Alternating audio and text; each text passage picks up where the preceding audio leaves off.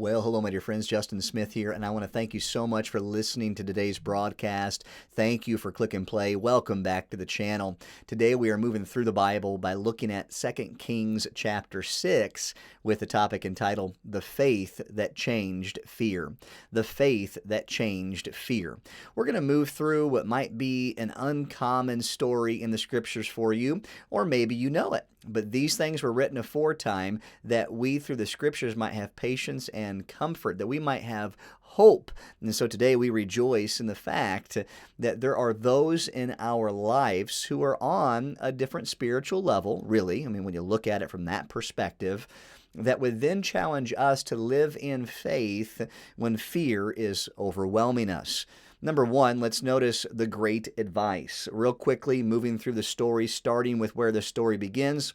The king of Syria warred against Israel and took counsel with his servants, saying, In such and such a place shall be my camp. So we gather this. The king of Syria is the enemy king against Israel. He's planning an ambush. Verse 9, the man of God, and this is where the great advice sets in, the man of God sent unto the king of Israel, saying, Beware that thou pass not such a place, for thither the Syrians are come down. So, what we have in this verse is the great advice. The man of God understands something that he is not close to, but God has opened up his eyes to understand. He passes that news on to the king of Israel, saying, you are going to be in a bad spot if you pass by that way. There's an ambush waiting you. Then verse 10.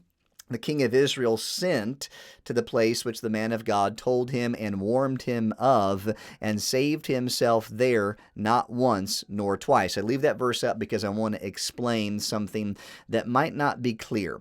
It is, the king had a choice to make. The king looked into what the man of God said. He did not blindly follow the man of God, but he considered this to be a warning. We need to look into it. So he looked into it. He searched it out. He would send, if you will, spies to see if this thing were so. And when he found out it was true, the Bible says he saved himself there not once nor twice, meaning he didn't have any damage. There was no loss of men. There were no children weeping or wives weeping because they lost their husbands who were anticipating going to war, but never understanding the ambush. They knew of the ambush by the enemy king's forces because of the man of God who was willing to give them a message of deliverance. We would call this the great advice. And we are asking ourselves this question, are we willing to receive the message of warning and look into seeing if these things are true so that we may make the right choice and move forward for God? This leads us to point two, the getting ahead. Because when Israel listened to the man of God, they got ahead. They avoided the ambush, and this made the king of Syria mad. Look at what it says in verse 11. Therefore, the heart of the king of Syria was sore troubled for this thing. And he called for his servants and said unto them, Will ye not show me which of us is for the king of Israel? In essence, the king of Syria is saying, we've got a mole in our camp. Hey, who is it? But notice verse 12. One of the servants said, None, my lord, O king. But Elisha, the prophet that is in Israel, telleth the king of Israel the words that thou speakest in thy bedchamber. So this servant is saying, there's no mole in our camp. But Israel has a man of God. And gather the verse. King of Syria, you speak words in private. The prophet knows them because of the God he serves. That's our understanding. We know God is enabling Elisha. God is giving Elisha the words he needs to speak to save Israel. Then we look at verse 13. He said, the king of Syria said, Go and spy where he is, that I may send and fetch him. And behold, it was told him, saying, He is in Dothan. So as we consider what is being told to the king of Syria finds out the location of Elisha. The king of Syria wants to know where Elisha is at. We don't know why. We might assume that the king of Syria wants to kill Elisha, wipe him off the scene if he's that type of informant. Or it's possible that knowing all battle strategies, this king wanted to make Elisha his own. He wanted to utilize Elisha if Elisha had that type of insight, foresight, and knowledge. We don't know exactly what the king of Syria wanted to do with him, but we do know that Elisha, the man of God, the one who is full of faith, he's got a big target on his back now, and everybody is seeking to find him from the enemy's side. Then verse 14 happens. Therefore sent he thither horses and chariots and a great host, and they came by night and compassed the city about. The enemy is willing to do whatever the enemy can to trip up somebody who is standing for God and against them. Then verse 15, when the servant of the man of God was risen early and gone forth, behold, an host compassed the city, both with horses and chariots, and his servant said unto him, Alas, my master, how shall we do? So we notice the servant begins to fear, and that is the idea behind our broadcast today, the faith that changed fear. The servant is worried. The servant is full of anxiety. The servant is full of fear. He talks with Elisha, what are we going to do? Now, we can point out that the servant did a very good thing. He didn't just run. Okay, well, first of all, the enemy compassed the city. Secondly, he talked to the one in whom he could receive help. I mean, he has already understood Elisha to be used of by God for God. Why not tell him? And of course, the servant has the responsibility of speaking such things with his master. What shall we do, though, is the cry of the servant, which leads us to understand, number 3, the growing assurance. So in our title, The Faith That Changed Fear, we want to amplify this point of the growing assurance because the one of faith is about to challenge the one who is fearful. He, Elisha, answered the servant that said, what are we going to do?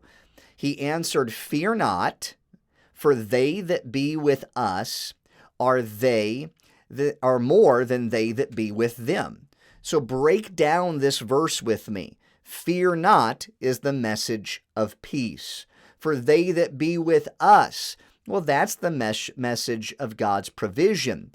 More than they that be with them is the message of God's power over the enemy. So we see peace in the midst of a storm. We see provisions that we don't understand. We see power that cannot be compared to the enemy. The enemy is weak compared to the power of God. And this brings growing assurance to the servant. But he is still in the place of not completely understanding what type of assuring words Elisha is giving to him. He is still in fear.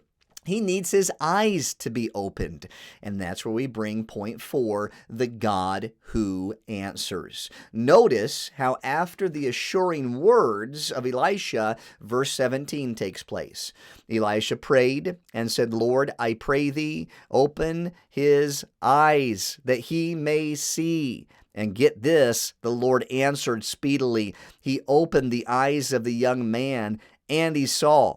And behold, the mountain was full of horses and chariots of fire round about Elisha. I mean, the servant now understands why Elisha had this type of assurance, right? I mean, I can trust in the peace of God. I can have that. I can know of his provisions and his power because I see now. But up until the time that he saw, he did not have that type of assurance no matter what words were spoken unto him.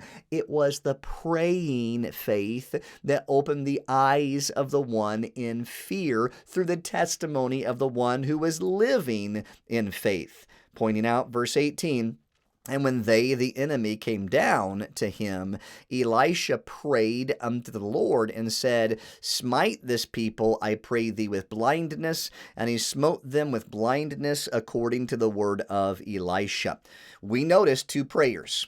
In both of those prayers, God answers. The first prayer was for eyes to be opened. The second prayer was for eyes to be blinded. And God answered both times. Through all of this, There was the faith of Elisha that changed the fear of his servant. And we are challenged today to live in such a way where our faith causes the fear in our lives or fear in others' lives to be dissipated, because our hope and our prayers are in and trusting God. We look to Him. We rest in Him. We rejoice in Him. He makes a way when it seems like there is no way. And the point of the passage is we can trust Him to make a way even when we don't understand already that He is the way. We can have fear knocked away because He is the God in whom we have believed, and we are persuaded that He is able. He is able to do abundantly more than we could ever ask or think. My dear friends, thank you for joining us today. Thank you for Click and Play. We'll see you on our next broadcast for the glory of God.